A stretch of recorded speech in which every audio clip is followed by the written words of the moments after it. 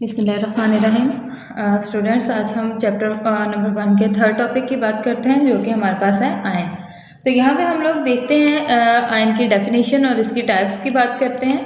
तो सबसे पहले हम इसकी डेफिनेशन देखते हैं। डेफिनेशन क्या होती है? Ions are those species which carry इधर पॉजिटिव और नेगेटिव चार्ज। तो ये हमारे पास क्या होता है, इनके ऊपर पॉजिटिव या नेगेटिव चार्ज होगा तो इसे हम लोग कहते हैं, ये हमारे पास जो है वो जो होता है आयन होता है। तो अगर हम इसकी आयन की पॉजिटिव और नेगेटिव टाइप्स की बेस पर हम इसकी टाइप्स की बात करते हैं, पॉजिटिव और नेगेटिव चार्ज की बेस पर, तो इसकी दो टाइप्स आती हैं। वो दो टाइप्स कौन कौन सी होती हैं? Number 1 is cation and number 2 is anion. तो हम इन दोनों को डिटेल में यहाँ पे देखते हैं। तो नंबर 1, हम जब कैटायन की बात करते हैं तो कैटायन का मतलब क्या होता है? कैटायन हमारे पास कैट से निकला है, जो कि हमारे पास ग्रीक वर्ड है जिसका मतलब होता है डाउन। तो यहाँ पे एक और चीज़ मैं बता दूँ, कैटायन क्या होता है? हमारे पास वो स्पीशीज जिनके ऊपर पॉजिटिव चार्ज होता है, इसे कहा जाता है, ये हमारे पास कैटायन है। अब यहाँ पे बात आती है कि कैटायन बनता कैसे है। सपोज हम कोई भी न्यूट्रल आइटम ले लेते हैं, ए हम बात करते हैं। न्यूट्रल आइटम कब बनता है? जब हमारे पास उसमें नंबर ऑफ इलेक्ट्रॉन्स जो है वो नंबर ऑफ प्रोटॉन्स के बराबर होंगे, तो हमारे पास वो क्या हो जाएगा? वो न्यूट्रल आइटम हो जाएगा। तो यहाँ पे अगर हम बात करते हैं ए की बात करते हैं, ए अगर मैंने न्यूट्रल आइटम कहा है तो मैं इसे सपोज कर रही हूँ, तो मैं कहती हूँ कि यहाँ पे हमारे पास एक इलेक्ट्रॉन है इसके पास और एक ही इसके पास प्रोटॉन है। तो अगर ये अपना इलेक्ट्रॉन जो है वो दे देता है या अपना इलेक्ट्रॉन रिलीज कर देता है, तो इसके ऊपर पॉजिटिव चार्ज आ जाएगा। इसकी वजह क्या होगी? इलेक्ट्रॉन तो इसने इस फॉर्म में जो है वो रिलीज कर दिया, अब इसके पास क्या बचा है? एक प्रोटॉन बचा, और प्रोटॉन के ऊपर कौन सा चार्ज होता है? पॉजिटिव चार्ज होता है, और इस पॉजिटिव चार्ज की वजह से इसके ऊपर जो है वो प्लस चार्ज आ रहा है, और इसे हम लोग कहते हैं कैटायन। इसकी एग्जाम्पल को एक्सप्लेन करने के लिए यहाँ पे मैं सोडियम की बात करती हूँ। मैं यहाँ पे एक सोडियम का एटम जो है वो उसे ड्रा करने की कोशिश करती हूँ, और आप लोगों को पता है कि सोडियम में हमारे पास नंबर ऑफ इलेक्ट्रॉन्स जो होते हैं वो कितने होते हैं? सोडियम में हमारे पास नंबर ऑफ इलेक्ट्रॉन्स जो होते हैं वो 11 होते हैं। 1 2 3 4 5 6 7 एंड 8, और यहाँ पे हमारे पास जो है वो एक आ जाएगा इलेक्ट्रॉन। ये आप काउंट कर सकते हैं कि ये हमारे पास सोडियम है और इसका एटॉमिक नंबर जो है वो 11 है, और यहाँ पे हमारे पास इसके न्यूक्लियस के अंदर प्रोटॉन कितने हैं? वो हमारे पास 11 है, और उसके बराबर ही इसके यहाँ पे शेल में इलेक्ट्रॉन रिवॉल्व कर रहे हैं, 1 2 3 4 5 6 7 8 9 10 एंड 11। तो क्या होगा? 11 प्रोटॉन और 11 इलेक्ट्रॉन एक दूसरे के इन्फ्लुएंस को जो है वो न्यूट्रलाइज कर देंगे, तो मतलब इसके ऊपर जो है कोई भी चार्ज नहीं होगा और ये न्यूट्रल एटम कहलाएगा। लेकिन अगर ये हो जाए कि हम इस इलेक्ट्रॉन को यहाँ से रिमूव कर दें, तो इलेक्ट्रॉन को रिमूव करने से क्या होगा? हमारे पास प्रोटॉन्स की तादाद पे तो कोई फर्क नहीं पड़ा, क्योंकि वो तो न्यूक्लियस के अंदर प्रेजेंट था।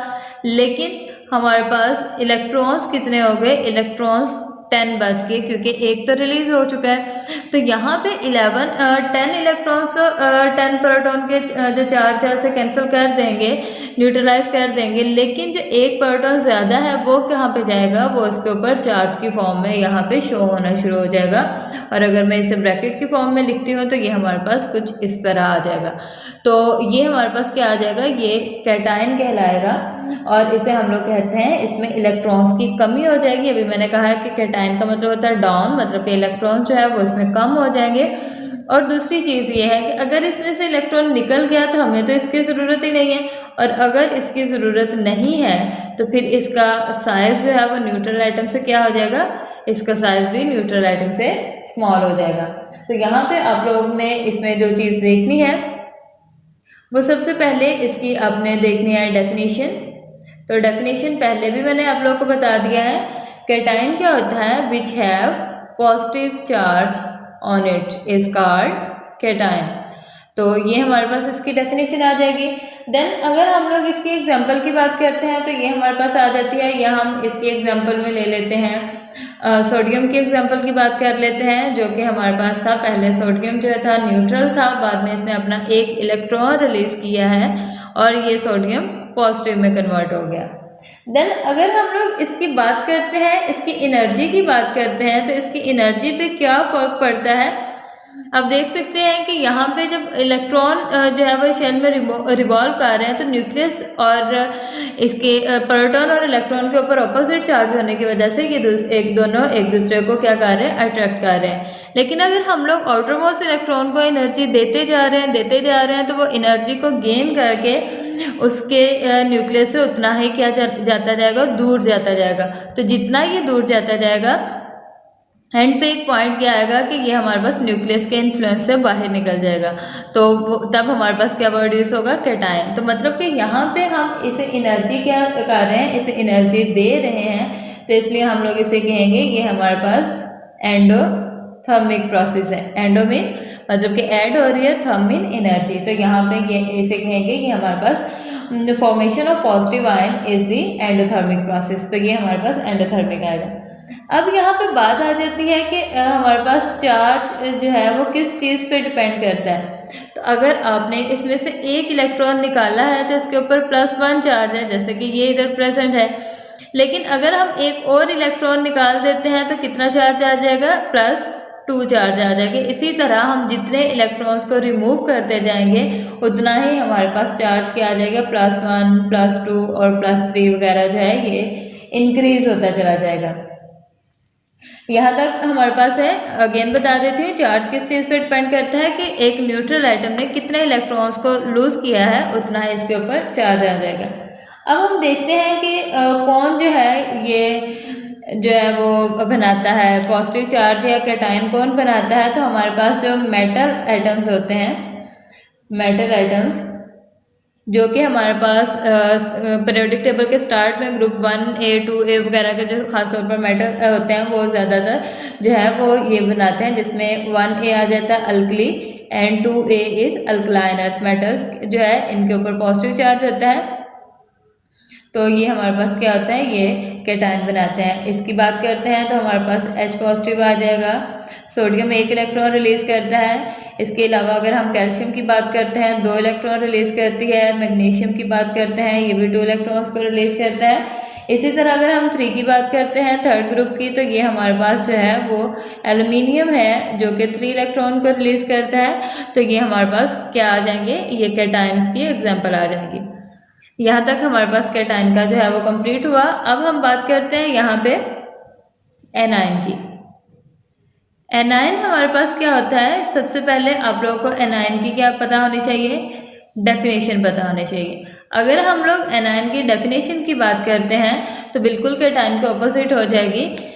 Any atom which carry negative charge is called, any ion carry negative charge is called anion. Anion mean ये भी एक एन जो है ये ग्रीक वर्ड है जो कि हमारे पास जिसका मतलब है अप। तो ये अब कैसे है ये देखते हैं। तो इसके लिए हम एक एग्जांपल की बात कर लेते हैं यहाँ पे। तो वो एग्जांपल हम किस चीज़ की लेते हैं, वो एग्जांपल हम लोग ले लेते हैं फ्लोरीन की। और आपको पता होना चाहिए कि फ्लोरीन में हमारे पास कितने इलेक्ट्रॉन्स होते हैं। फ्लोरीन में हमारे पास होते हैं 9 इलेक्ट्रॉन्स होते हैं, 2 इलेक्ट्रॉन्स फर्स्ट शेल में और बाकी जो है 1 2 3 4 5 6 7 8 एंड 9। अब यहाँ पे आप देख सकते हैं कि यहाँ पे हम लोगों ने F9 की बात की है। F9 में यहाँ पे हमारे पास प्रोटॉन कितने हैं, 9, और इतने ही हमारे पास 9 ही इलेक्ट्रॉन है। लेकिन क्योंकि आपको पता है कि सेकंड शेल में हमारे पास मैक्सिमम 8 इलेक्ट्रॉन्स जो है वो एग्जिस्ट कर सकते हैं। तो अगर हम लोग इसमें एक इलेक्ट्रॉन ऐड कर दें तो एक इलेक्ट्रॉन ऐड करने से प्रोटॉन पे तो कोई फर्क नहीं पड़ा है, वो तो हमारे पास 9 के 9 ही है। लेकिन इलेक्ट्रॉन्स कितने हो गए हैं, वो हमारे पास आ जाएंगे 10 इलेक्ट्रॉन्स। 9 प्रोटॉन तो 9 इलेक्ट्रॉन के चार्ज को जो है वो कैंसिल कर देंगे। लेकिन जो 10th वाला इलेक्ट्रॉन है वो क्या होगा, वो इसके ऊपर जो है वो चार्ज की फॉर्म में जो है वो यहाँ पे नजर आना शुरू हो जाएगा और इसके ऊपर चार्ज नेगेटिव आ जाएगा। तो इसे हम लोग कहते हैं ये हमारे पास क्या बन जाएगा, एनायन। और मैंने पहले भी बताया था एन का मतलब होता है अप, मतलब कि इसमें नंबर ऑफ इलेक्ट्रॉन्स की तादाद क्या आ जाएगी, ज़्यादा आ जाएगी। तो ये हमारे पास क्या बन जाएगा, एनायन फॉर्मेशन होगी। अगर मैं इक्वेशन की फॉर्म में लिखती हूँ, फ्लोरीन ने एक इलेक्ट्रॉन गेन किया, और क्योंकि ये इलेक्ट्रॉन गेन कर रहा है और इलेक्ट्रॉन के ऊपर नेगेटिव चार्ज होता है, तो नेगेटिव चार्ज की वजह से हमारे पास फ्लोरीन के ऊपर क्या आ जाएगा, नेगेटिव चार्ज आ जाएगा इलेक्ट्रॉन की वजह से। देन हम बात करते हैं इसकी एनर्जी की, बात करते हैं कि इसकी एनर्जी पे क्या फर्क पड़ता है। तो अब हम लोगों ने एक न्यूट्रल एटम के पास एक इलेक्ट्रॉन को लेके आना है ताकि हम इसमें ऐड कर सकें। तो जब भी कोई भी एटम दूसरे एटम से जितनी दूर होता है उतनी उनकी एनर्जी जो है वो कम होती है, लेकिन अगर हमारे एनर्जी ज़्यादा होती है, लेकिन अगर हम लोग उसे करीब लेके आना चाहेंगे तो उसमें से एनर्जी को कम करना पड़ेगा। तो जब हम इस इलेक्ट्रॉन को इस एटम के पास लेके आ रहे हैं तो इसके पास, इन दोनों के पास बहुत ज़्यादा एनर्जी है, तो वो क्या होगा, जब ये इलेक्ट्रॉन इसके पास आएगा तो वो एनर्जी को कम करने के लिए एनर्जी क्या कर देगा, रिलीज कर देगा। और जब ये एनर्जी को रिलीज करेगा तो हम लोग इसे कहेंगे, ये हमारे पास क्या आ जाएगा, एक्सोथर्मिक जो है वो रिएक्शन आ जाएगा। एक्सो मीन मतलब कि बाहर निकलना, एंड थर्म मीन एनर्जी। तो यहाँ से एनर्जी क्या होती है, ये रिलीज होती है।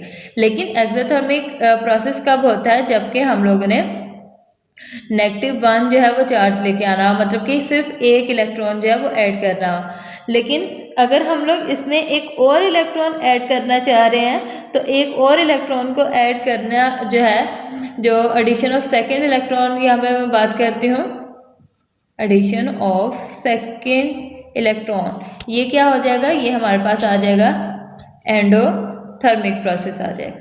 अब यहाँ पे बात आती है कि ये एंडोथर्मिक प्रोसेस क्यों हो गया है। इसलिए हो गया है कि जब हमारे पास, यहाँ पे आप देख सकते हो कि ये जो फ्लोरीन है, इसी की एग्जांपल की बात करते हैं, इसके ऊपर क्या चार्ज है, इसके ऊपर नेगेटिव चार्ज है। अगर मैं इसमें एक और इलेक्ट्रॉन जो है वो ऐड करना चाह रही हूँ तो आपको पता है कि सेम चार्जेस जो है वो एक दूसरे को क्या करते हैं, रिपेल करते हैं। तो यहाँ पे फ्लोरीन का नेगेटिव चार्ज और इसका इलेक्ट्रॉन का नेगेटिव चार्ज, ये दोनों एक दूसरे को रिपेल करेंगे, और रिपेल करने की वजह से ये एक दूसरे के करीब नहीं आएंगे। तो इस रिपल्शन को ओवरकम करने के लिए हमें इन्हें कुछ मिकदार में जो है वो एनर्जी जो है वो देनी पड़ती है, और ये जो एनर्जी हम देते हैं इस वजह से ये हमारे पास क्या आ जाएगा, ये एंडोथर्मिक रिएक्शन आ जाएगी, एंडोथर्मिक प्रोसेस आ जाएगा। तो ये आप लोगों को शॉर्ट क्वेश्चन में भी पूछा जा सकता है आपके पेपर में कि हमारे पास सेकेंड एडिशन ऑफ इलेक्ट्रॉन जो है ये एंडोथर्मिक क्यों है। अगेन बता देती हूँ, सेम चार्जेस एक दूसरे को रिपेल करते हैं, और इस रिपल्शन को ओवरकम करने के लिए हमें एक्स्ट्रा खुद एनर्जी जो है वो देनी पड़ती है। इसलिए हमारे पास ये एडिशन ऑफ सेकेंड इलेक्ट्रॉन जो है ये एक एंडोथर्मिक प्रोसेस कहलाता है। तो यहाँ पे चार्ज की बात करते हैं तो अगेन वही चीज़ आ जाती है कि जितने हम लोगों ने इसमें इलेक्ट्रॉन ऐड करने हैं उसी हिसाब से -1, -2, -3 जो है वो चार्ज आ जाएगा। तो हमारे पास इसके बाद बात करते हैं कि कौन हमारे पास जो है ये नेगेटिव चार्ज वाले जो है वो एनायंस देते हैं। तो हमारे पास नॉन मेटल्स होते हैं जो कि पीरियोडिक टेबल के लास्ट पे प्रेजेंट होते हैं, और नॉन मेटल्स जो होते हैं ये हमारे पास जो है वो देते हैं एनायन, जिनमें हमारे पास आ जाता है 7th A ग्रुप के एलिमेंट्स खास तौर पर आ जाते हैं। इसके अलावा 6A के एलिमेंट्स भी आ जाते हैं, और 5A भी इसी में आ जाता है। ये जो है खासतौर पर ये जो है वो एनायन देता है, फोर्थ वाला भी देता है, लेकिन फोर्थ वाले के पास चांस होते हैं 50-50, मतलब कि वो कैटायन भी देने के उतने ही उसके पास चांस होते हैं और एनायन भी। तो अगर मैं 7th A के बात करती हूँ तो इनके पास कैपेसिटी होती है कि ये एक इलेक्ट्रॉन को गेन करे, जैसे कि fluorine negative, chlorine negative, bromine negative वगैरह आ जाते हैं।